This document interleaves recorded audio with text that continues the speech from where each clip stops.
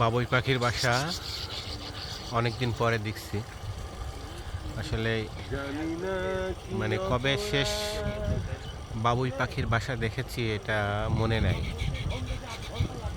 কি অপরূপ সৃষ্টি! ছোট্ট পাখি কি সুন্দর ঘর বানিয়েছেন। সত্যিই একটি সুন্দর দৃশ্য। যাক, নির্ভয়ে ওরা এখানে থাকতে পারছে, এটাই অনেক বেশি। ওই যে বাবুই পাখি,